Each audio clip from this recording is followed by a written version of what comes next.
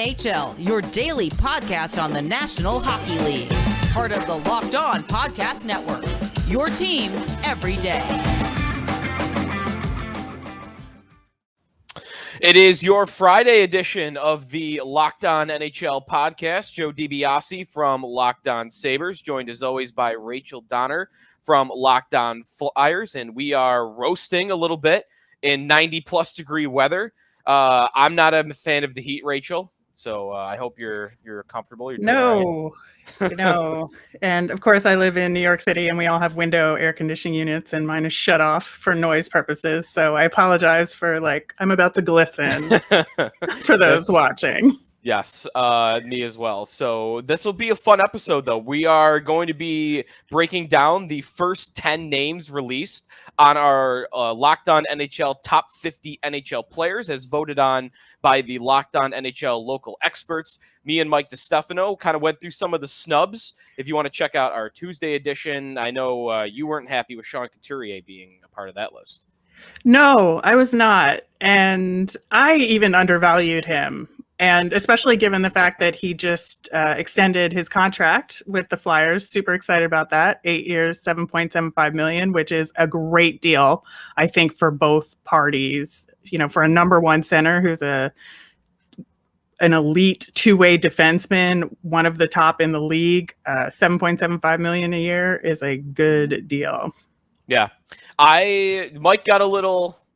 He fought me on it a little bit. I wouldn't say he got upset, but I was comparing Couturier to Bergeron over the past couple of seasons. Well, yeah, they're neck and neck in the Selke in the conversation year after year. So of course it makes sense to compare them. The only difference that really was present between the two, like big difference in their early careers, was Couturier kind of took a while to start putting up those offensive numbers.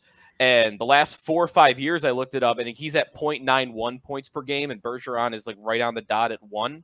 So it's not that far. It's not that much of a difference. Yes, Bergeron's a little bit higher, but Couturier has come a long way as an offensive player. So I'm not sucking up to you or anything, but I think he was probably my second. I thought Malkin should have been in the top 50 for sure. Couturier was second for me as like guys I thought should have been in there. Yeah, and I have a little bone to pick about that because I got called out for underappreciating Malkin, which is not true. I think maybe the list underappreciated Malkin, but as a general rule, I think he gets the praise that he is absolutely due. Yeah, I didn't think that either. I thought Flyer fans hate just Philadelphia in general doesn't like Crosby. I mean, I'm sure they don't like Malkin, but like whenever they're the ones that whenever there's chance, Crosby's the name I hear. Not Malkin. It's true. I think Malkin's a guy that we don't like him because he's a Pens player, but he's a guy that if he was suddenly a Flyer, everybody would love him. Right. So much more detailed analysis of the snubs on Tuesday's edition of the Locked On NHL podcast with myself and Mike DiStefano. And be sure to check that episode out and this episode out if you're listening on the Odyssey app, Spotify, or Apple Podcasts. Check out our YouTube channel, Locked On NHL, as we're bringing a video component to the show from now on, and it's a good way to consume the product and consume the content, especially with our top 50 list. It's a pretty fun way to do it. So we're going to get into the top 50. We're going to do 50 through 41 on today's show. But real quick, before we do that, we've been watching the Women's World Championships up in Calgary, Alberta. It's funny, the two games I've seen in full were both USA versus Russia. I think that game maybe was from Tuesday that I saw. And shots were like 62-7 in favor of the Americans. Yeah. But followed it up with the stinker 5-1 loss to Canada. So they'll go on to the quarters to play Japan. Yeah, I was very disappointed in that Team USA performance against Canada. I think both USA and Canada, while pretty dominant on the shots per game, had both actually, even though they'd been winning, had also been struggling to finish a little bit. And that they've run into some good goaltending, but also just hadn't been able to finish. And they should have been much bigger blowouts than they were on the scoreboard. And I think that then when it came for USA to play Canada, Canada managed to just step it up a bit, and Team USA did not. They just looked a mess out there. So hopefully they can pick it back up. Yeah, so they'll be playing against Japan tomorrow, and Canada will get Germany, Finland versus the Czech Republic, and Russia versus Switzerland. Am I allowed to say Russia? Should I be saying Russian Olympic Committee? It's fine. I keep getting confused. I'm from Buffalo, so I keep wanting to say Rochester whenever I see ROC, which is obviously not the case. So yeah, Russia's got the little Olympic symbol on their logo and the different abbreviation, but it's Russia. So I'm just gonna go with it. So that's going on right now, and there's nothing really else newsworthy going on in the NHL. We talked about the Arizona Coyotes last week, and really nothing has progressed in that way. So we're pretty much freed up to move on to our top 50 list. And the first name that we're going to kick it off with is number 50 on our list, and that is Max Pachuretti, left winger from the Vegas Golden Knights, right on, just squeaks in at 50, just barely getting into the list. Coming off a season where he was on a 40-goal pace in 48 games, 24 goals last season. A lot of those points came at even strength. What did you make of Pachuretti making the list? And if you recall, do you remember having him in your top 50? Yeah, I think he could have maybe been a little higher overall. I think he is such a big impact player for Vegas. And, over the last 3 years, he has been their best offensive player by a margin. He leads the team in that window in goals and points, even strength, power play. He's just a real dominant force on that team. And it was a really good move when he went to Vegas. And, I think that you could make an argument for him to be higher on the list. I think that just with the talent on Vegas, that maybe he gets underappreciated a little bit.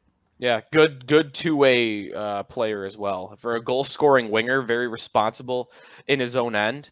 I think that he's one of those guys, because he's so heavily reliant on his foot speed, I think, to help generate chances, that I wonder about how long he'll last into his 30s as the productive player that he is.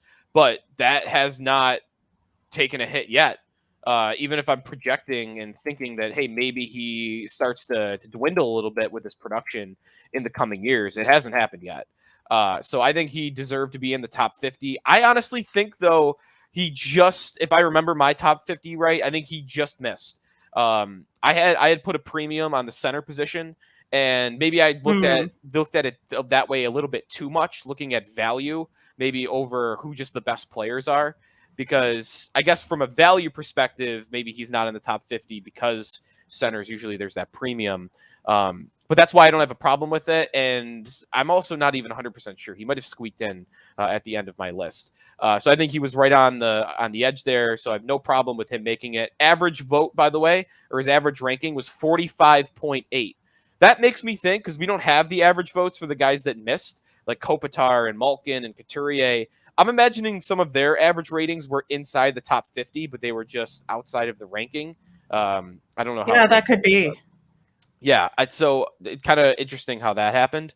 But Pachuretti's average ranking 45.8 among the Locked On NHL local experts.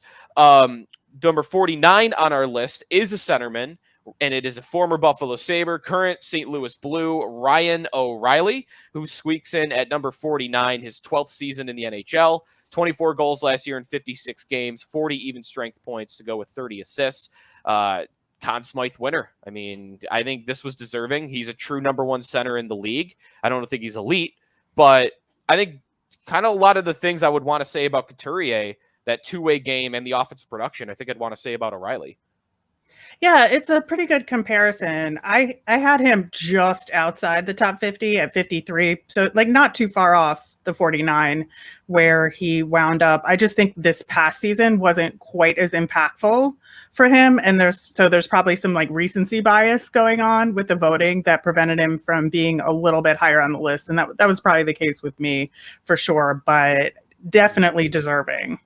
Yeah, I think for sure. I think the Blues, just in general, were kind of disappointing this season, especially once they reached the postseason.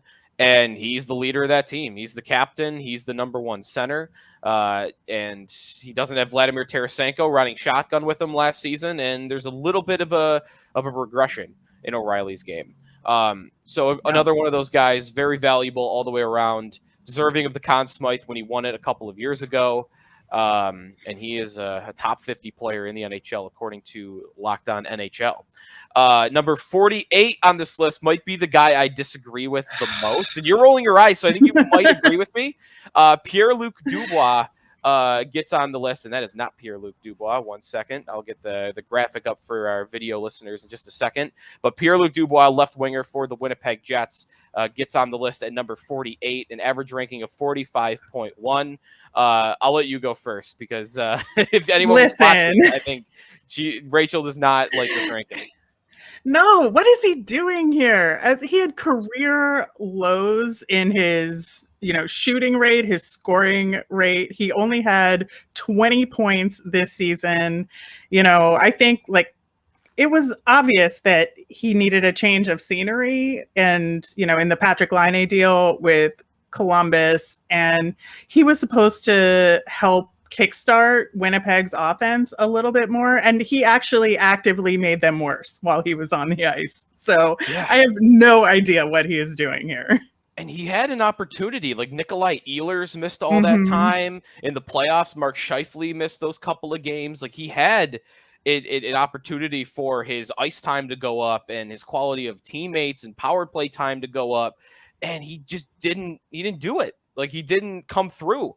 And they traded Patrick Laine for him. Laine's a very one-dimensional player, in my opinion, but he's valuable.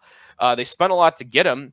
And also, he did quit on his team last season. That did happen. It feels like it was 5 years ago now because COVID is making, the years feel like they're going forever. But he did have one of the worst efforts on a shift we've ever seen last season, just quitting on the Columbus Blue Jackets and getting himself traded thereafter. And that resonates with people too. So to me, the production wasn't there. The attitude last season wasn't there while he was in Columbus. I didn't blame him for wanting to get out of there. I just blamed him for really how he went about it. So I don't even think I thought about him for my top 50. But he gets in here at number 48 with the Winnipeg Jets. Also, by the way, interesting that we listed him as a winger. Winnipeg used him as a winger last season. I do wonder about whether or not he's going to go back to center full time. The Blue Jackets used him as their number one center throughout John Tortorella's tenure. And Winnipeg has Scheifele down the middle, but I think maybe that's part of it. I wonder if he got off his game a little bit because he really hadn't played wing since juniors or his rookie season, maybe with Columbus. So, could be. I'll be interested to see if Winnipeg does that. Yeah. And then number 47 on our list, here he is. Aaron Ekblad gets in at number 47 after a season-ending injury knocked him out of the postseason last year. 11 goals and 11 assists last year in 35 games played. For defensemen, the shooting percentage was through the roof. The goals rate was through the roof. Even strength point totals were really strong. I thought breakout year is too strong because I think he's already proven that he's a good goal scorer for the back end. He has double-digit goals in every season he's played in the league, 6 out of 7, so except one needed to throw in there. But last year, a 10.9% shooting percentage. We know that he can give you a lot on the back end. He's like a horse back there. You can't get around him. He's tough nose in front of the net. He's just kind of developed into a really good all-around defenseman. I'm not sure he does anything flashy that kind of jumps off the page. He's not like Cal McCarr or Quinn Hughes, like some of these young, dynamic defensemen in that way. But I love Ekblad. I think he's a legitimate top-pair defenseman, and I think he was 43 for me.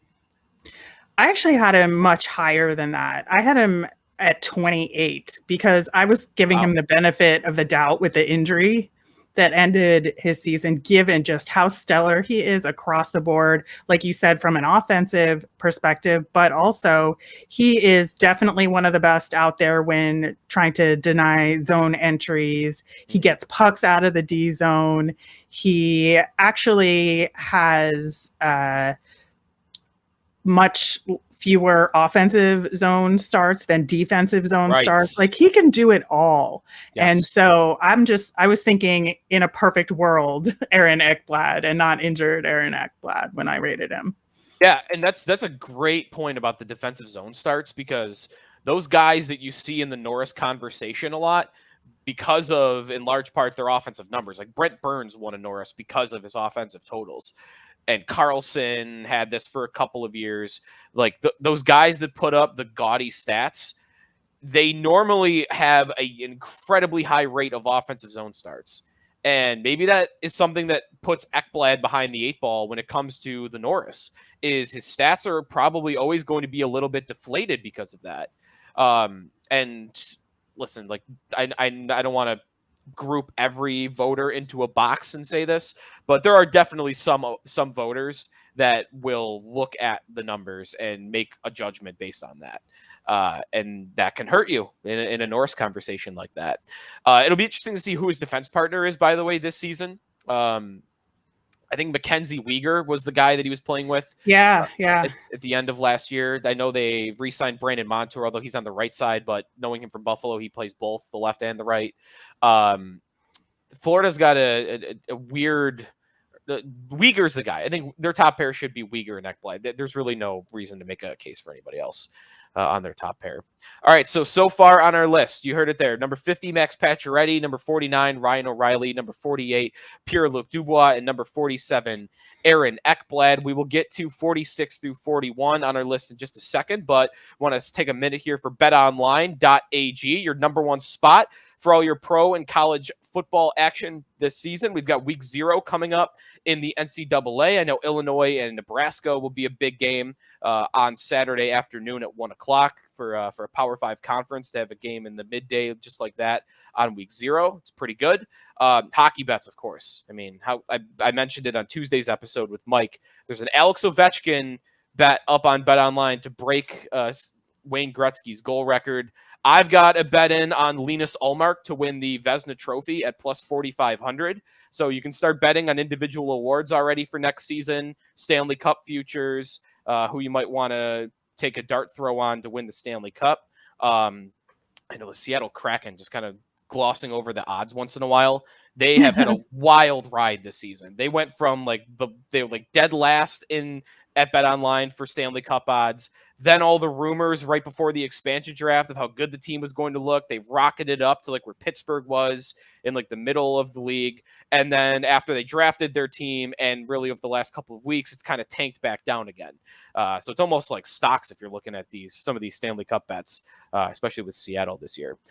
So head over to betonline.ag, sign up today to receive your 100% welcome bonus, and be sure to take advantage of their opening day super promo. Make a bet on the Thursday, September 9th NFL season opener between the Super Bowl champion Buccaneers and the Dallas Cowboys. And if you lose, your wager will be refunded up to $25 for new customers only when signing up and using the promo code NFL100. BetOnline, the fastest and easiest way to bet all your favorite sports. BetOnline, your online sportsbook experts. Remember, use the promo code LOCKEDON.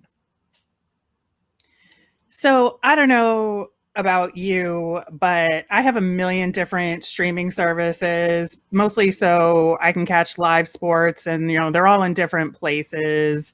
And then I have all the different streaming services to see different TV shows and getting sports highlights on my phone and cheating with some friends' logins, all that stuff. Yep. But there is a simple way to get all that entertainment that I love and you love without the hassle, and just get it all together in one spot. And that's DirecTV Stream. It brings you live TV, on-demand favorites like never before. You can watch your favorite sports, all those movies, all your TV shows. No more having a bunch of different remotes or logging in and out of different services. You don't need to buy a device ever again. The best part, there's no annual contract. So get rid of your clutter on your screen and on your coffee table. Get that TV together with DirecTV Stream. You can learn more about it at directtv.com. That's directtv.com. Compatible device required, and content varies by package. Joe DiBiase, Locked On Sabres. Rachel Donner, Locked On Flyers. Follow us on Twitter at Sneaky Joe Sports, at our Miriam, if you're looking for us on social media. Let's jump back into our top 50 list. We are at number 46. The 46th best player in the National Hockey League is Chris Letang, one of Rachel's favorites, I'm sure. For the Pittsburgh Penguins, entering his 16th year in the league. What's your opinion on Letang? I know there's got to be some bitterness for Flyer fans. Just your rival that long, that those staple guys. I'm sure they're not going to be fan favorites. Listen, I hate Chris Letang. I hate him a lot, but I had him ranked higher at 35. Okay. I respect Chris Letang. He has been a mainstay on the Pittsburgh Penguins for so long. And even this past season for the Pens was pretty uneven. And, they weren't as strong, I think, structurally as they could have been going into the playoffs. And, running into that Islanders team was kind of a mess. And that being said, Chris Letang wound up finishing 9th in those Norris votes, which is pretty high. And he is just still like an absolute vital part of that Penguins' overall success. And so I think he's deserving. Yeah, I do too. 9th in the Norris. It's funny, he's never finished. He's been into the final nominees once. 2013, he finished 3rd in the Norris Trophy voting. But other than that, 4th, 6th a couple of times. I think he probably should have been a little bit higher at some points in his career, and I would still consider him a top 50 player as well. I believe he was number 45 for me, just cracking the list for me. The offensive production is still there. The big minutes is still there as well. I know, one thought about him over the past couple of years was his workload. And I remember a couple of different off seasons where maybe it never got to anything more than just rumors on social media with reporters and bloggers and whatnot. But I remember discussion about him being traded. I remember discussion about whether they should trade him, whether or not it was real or not. And to me, like, one thing I always thought of with him as an acquiring team is, can he hold up? Can he play 24 minutes a night still, or is his body going to start to break down? Because he's dealt with some injuries over the past couple of years, but he's played. I mean, he's still up around 25 minutes a night. Last year was the first year he didn't get to 25 minutes a night since 2014, and he was close. 24:39 was his average time on ice. And his body's held up into his early 30s. So I think as long as that's the case, he's still playing at an incredibly high level. He's that all-around, number one defenseman for Pittsburgh, number one power play unit, penalty kill, late game situations. Like, he's the guy they're throwing out there. And credit to him, because a lot of these defensemen that end up on the top 50, like, they've got quality defense partners that they're always playing with. And it's kind of been a rotating door for Chris Letang in his Penguins career on who his line mate or his defense pair has been on that top pair. Maybe that's starting to be stabilized a little bit. I'm trying to remember who he was playing with a lot at the end of last season. I'm looking for that right now. John Marino, maybe? No, John Marino would have been playing on a different pair. I don't know. But anyways, that's kind of how I think of Letang, as that, like, do-it-all defenseman that he's just always been that much better and that important to the Penguins' blue line, because a lot of times they haven't had much else behind him. So I'm very deserving of him being number 46. Number 45, our first goaltender, Philip Grubauer, our first Kraken, by the way, also. He makes the cut after being a Vezina nominee finalist last season, after a few years as kind of that 1B goalie in Washington to Braden Holtby, and in Colorado, obviously, last year with his big season. He goes over to Seattle on a big contract to split time, probably be the 1A with Chris Driedger.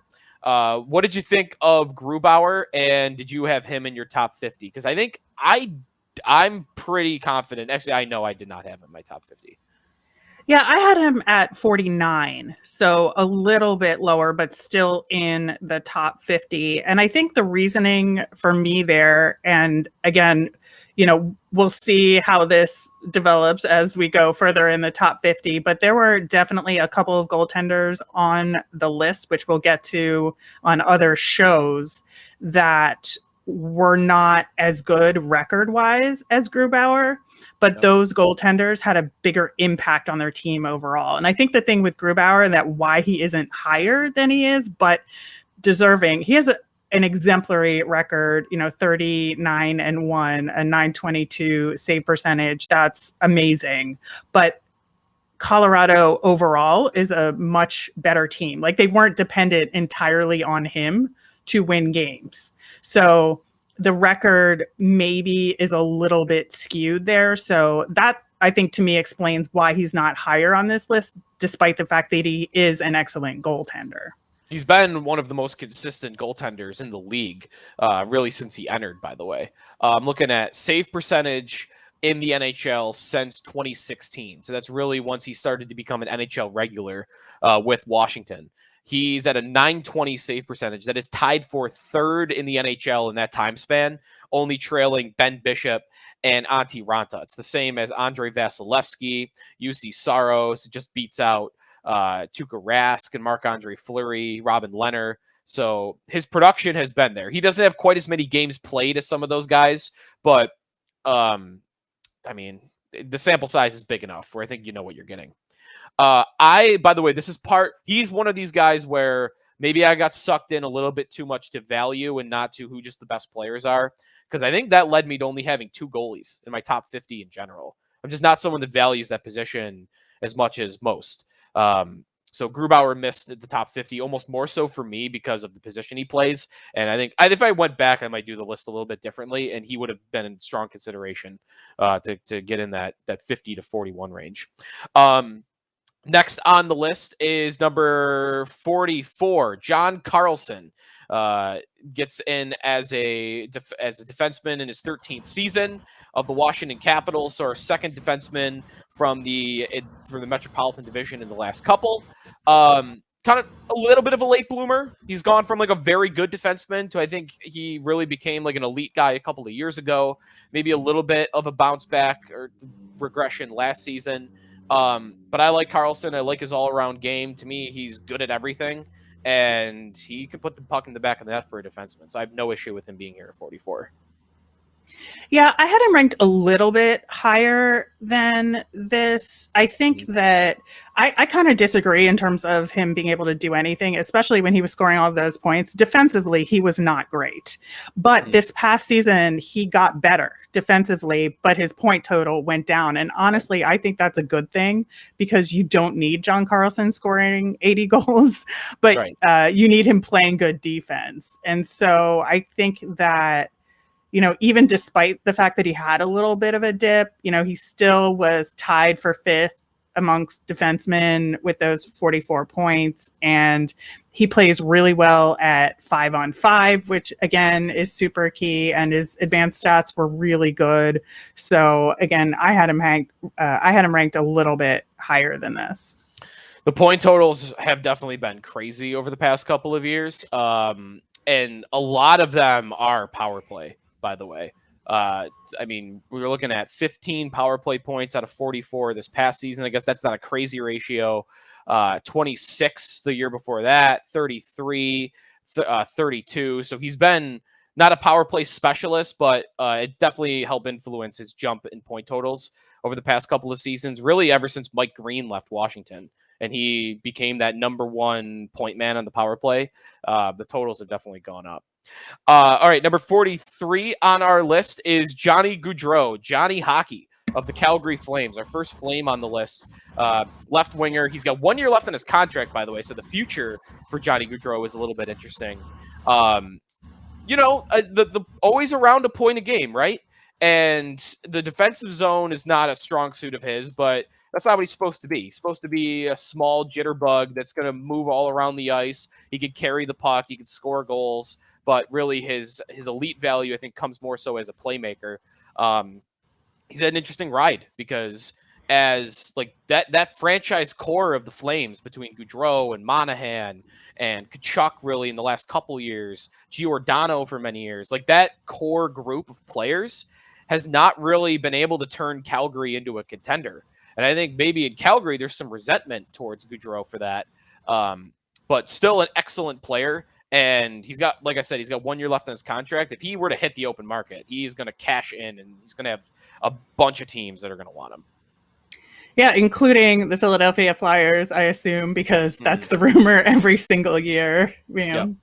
Johnny Hockey coming home to his hometown team. But yeah, I think that he absolutely deserves to be here. And if you look, at his career since 2014-15, he is third overall for left wingers, just behind Ovechkin and Brad Marchand, which is like incredible to think about. Right. That's crazy. Points per game, he's like right up there as well. 2014-15, there's only you mentioned the left wingers that are just above him. He's got the same rate as Mikko Rantanen, Jack Eichel, a higher rate than Mark Scheifele, Tyler Seguin, Barkov. Like he's an elite company for his offensive ability. I love watching him play, by the way, as someone that is 5'8", little small guy. Yeah, not the tallest guy in the world that played hockey growing up. And you have to. I love watching players for their quickness and their stick handling. And to me, like Goudreau is among the elites in the league at the stick handling, and really just he's almost like I don't know what the comparison to make here is. Like think of like a wide receiver, like a great punt returner in the league, where it's not just all right, can he outrun you straight ahead?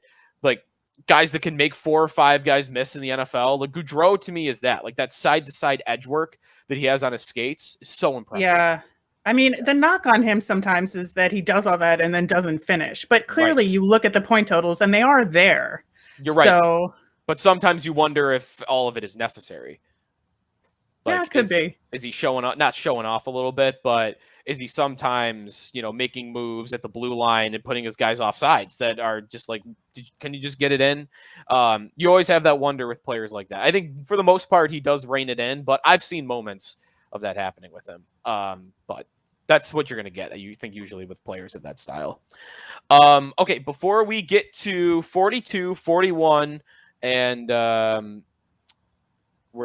we going to do 40? I don't think we're doing 40 on today's show. No, so just 42 and 41. Just wanted to make sure.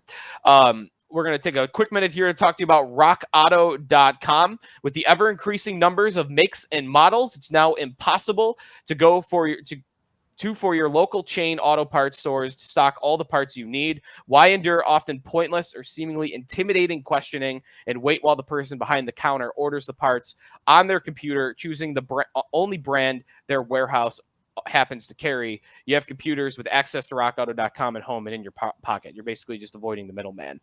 Save time and money when using Rock Auto. Why choose to spend 30%, 50%, even 100% more on the same parts from a chain store or a car dealership? For example, Honda Odyssey fuel pump, $353 from a chain store, $216 from Rock Auto. And it's a family business serving do-it-yourselfers for over 20 years. Go explore their easy-to-use website today. Find the solution to your auto part needs. Go to rockauto.com right now and see all the parts available for your car or truck, and make sure to write Locked On in their How Did You Hear About Us box so they know that we sent you. Amazing selection, reliably low prices, all the parts your car will ever need. rockauto.com. So if you've been listening to me over at Locked On Flyers, you know by now that I absolutely love Built Bars. They are an integral part of my diet. And if you don't know, Built Bars are a soft protein bar, but they taste just like candy bars. And I don't know how they do it. They have so many amazing flavors, something for everyone, no matter what your tastes are. Some of my personal favorites are the raspberry, cherry barcia, salted caramel, mint brownie, cookies and cream. But if you can't decide, you can get a variety pack made up for you. But the best part is that they're healthy. Built Bar is great if you're looking to lose or maintain weight while having that delicious treat. They're an amazing combination of being low calorie, low sugar, high protein, and high fiber. And if you're on a special diet like keto, these will fit right in. So go to BuiltBar.com and use the promo code LOCKED15 and you'll get 15% off your next order. That's promo code LOCKED15 for 15% off at BuiltBar.com. Joe DiBiase and Rachel Donner on the Locked On NHL podcast. Again, if you're listening to the podcast, be sure to check out our YouTube channel, Locked On NHL. You can now watch the podcast, watch us do our breakdowns of our top 50 NHL players, according to the experts at the local experts around the Locked On NHL network. So far on our list, Max Pachuretti at 50, Ryan O'Reilly at 49, Pierre luc-dubois at 48, Aaron Ekblad 47, Chris Letang at 46, Philip Grubauer at 45, John Carlson at 44, Johnny Goudreau at 43, and that leaves us at, or gets us to Kirill Kaprizov, number 42 of the Minnesota Wild, left winger, only played one season in the NHL. Big point totals though, 27 goals, 24 assists in 55 games played, the runaway Calder Trophy winner. It was really his from, December on in the NHL. Well, no, the season started around then, didn't it? So maybe, March on? I got to reset my calendar. But it seems like, by the way, if you're wondering about the news on him, that it seems he's going to be sticking around. Michael Russo of The Athletic had last week that there have been progression on contract negotiation talks between Kaprizov and the Wild, and also the KHL team that he had reportedly signed a one-year deal with, CSKA Moscow, has come out and publicly said that he will not be playing for them this season. So it seems that KHL threat has kind of been squashed and that he's going to be playing for the Wild this coming season, and we're just kind of waiting to see what that contract will become. So that clears the way for us to really get a clearer picture and evaluate him as just a player on the ice. I think a lot of those tendencies that I said that I really like watching and are entertained by in Johnny Goudreau, I think Kaprizov has a lot of those going for him, like that quick edge work, that jitterbug type skating where he can move all around the ice, the stick handling. I think he's maybe a better possession player than Goudreau is, and he's got a good shot. So I actually like him being at this ranking. I think I had him a couple of spots higher inside of my top 40, but only by a couple. 39 is where I had him. I love the player. And I think as long as, the contract stuff gets worked out, I think he's going to be a great player in this league for a long time. Yeah, I don't mind that he's here, and I understand why he is, because he is good. He is that good. However, for me, when I was looking at this, I just went with low sample size and said, I don't know if he's ready to be a top 50 NHL player with just one season of data. So I had him just out of the top 50 in my rankings, but I can see why people would vote him higher than I did. I just wasn't ready to anoint him. Yes, no, and that's fair. That's completely fair because it is only one season. It's not even a full season. It's 55 games. So I think it'll be interesting to see what he does upcoming this season. Is there any regression? Is there more? Is there an explosion? I try to get away from this comparison, but I think about Artemi Panarin a lot for him, not just because of their skill sets, but because of their path to the NHL. And, I wonder about that. Like, do these guys that have played 5-6 years in the KHL against men and in a pro league, once they come here and you see them for a year or two, like, is that it? Are they a finished product? Is there more development there? Is there going to be regression? For Panarin, I think he kind of he's been the player that he always was. Like when he arrived in Chicago, he was dynamite right away. And again, maybe that's not fair to just assume that Kaprizov will continue to do what he did because Panarin did. But that was one thought I had about like playing in the KHL and, already being a little bit older than those typical first year guys. But I don't know. In Minnesota, I think they would do well to surround him with a little bit more talent. I know they've been in the Jack Eichel rumors. I think they could use a legitimate number one center to pair with him, and maybe Kevin Fiala is like a great number one line that I'm not sure Minnesota's ever had. But I love the player, and I think but again, because of the sample size being so low, I think he probably had some of the widest variance on our list. His average rank was 42.6, so it actually ended up being right on the noggin for where he was ranked. All right, and then finally on today's episode, number 41 is Miro Heiskanen, fresh off a big contract from the Dallas Stars. He enters year 4, not as flashy as Cal Makar, but I mean, a few are. I got to stop with that comparison because he's just a solid all-around defenseman.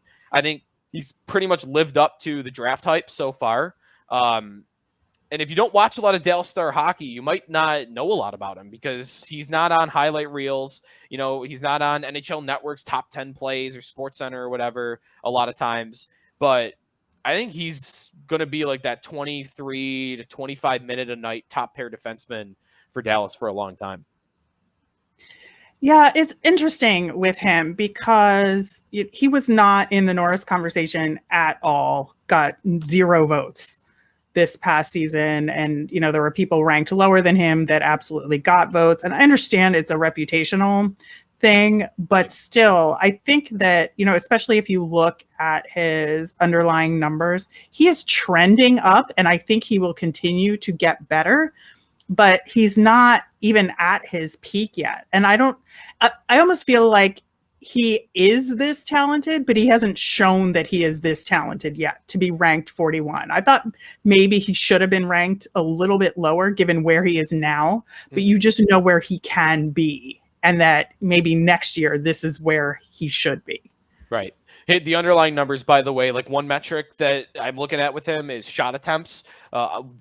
Basically Corsi on ice for percentage, and he's gone up little by little over his 3 years to where last year he was at 52.5%, which is pretty good for that metric. So it's not in elite territory, but if that steady growth continues for him, then I think he's still got the potential to get there to that Norris level of defenseman. I wonder though, because the way that award goes, if you don't put up the big offensive numbers, sometimes you never get there. But I wonder about that as well. He scored 12 goals in his rookie season, 8 in each of the last 2. I don't know. I don't know if there's more there to be unlocked. I mean, he doesn't get a lot of power play time. So really without those power play numbers, right, it's hard to get up around 60, 70 points, Yeah. So yeah. I like the player. I like the player a lot. I don't think I had him in my top 50, but I don't mind him being in it at all. And his average rank was at 42.2, just edging out Kaprizov, and he lands on our top 50 list. So that's going to do it. That's it for our 50 through 41. What was your biggest surprise? Dubois, right? It's got to be Dubois. Yeah. I think that was the only one that we both had like a big issue with. I mean, there were some guys I didn't have in my top 50. I know some guys you didn't. But Dubois, I can't believe that he ended up making it, honestly. So I know. I'm just like, justice for Sean Couturier. I would absolutely have had Couturier in over Dubois. To me, for sure. No brainer. All right. Well, that is going to do it, though, for today's episode of the Locked On NHL podcast. Before we head out of here, we want to remind you about our Locked On Bets podcast, betting on the NHL, as well as college football and the NFL, which is just getting going. Doesn't have to be a guessing game if you listen to the new Locked On Bets podcast hosted by your boy Q and handicapping expert Lee Sterling. Get daily picks, blowout specials, wrong team favored picks, and Lee Sterling's lock of the day. Follow the Locked On Bets podcast brought to you by betonline.ag, wherever you get podcasts. Quickly, before we head out of here, Rachel, what do you got going on Locked On Flyers this week? On today's show, obviously talking about that Sean Couturier contract and the surprise signing of Derek Brassard, and did a crossover show with Jared over at Locked On Canes, since the Flyers haven't played the Canes in 2 years, it feels like. Right. So checking in with those guys. It's going to be weird this season when our teams start playing teams they haven't seen in 2 years, especially those late night games. We had like no 10 o'clock games last night, which was a little strange. I'm a night owl, so I love those late night games when the Sabres or those East Coast teams go cross country. Locked On Sabres, we're talking about Dylan Cousins, Casey Middlestat, doing some player previews for the upcoming season, looking at the center depth that the Sabres have now with Jack Eichel almost for sure not playing for them at the start of the season. But I mean, who knows with that situation at this point? He could show up and I no idea. So talked about Cousins, talked about Middlestat. If you want more of that, check out Locked On Sabres. We'll be back on Tuesday. So we'll have our next portion of our Locked On NHL player rankings. We will go through number 31 through 40. So me and Mike DiStefano will talk to you on Tuesday here on the Locked On NHL podcast, part of the Locked On Podcast Network.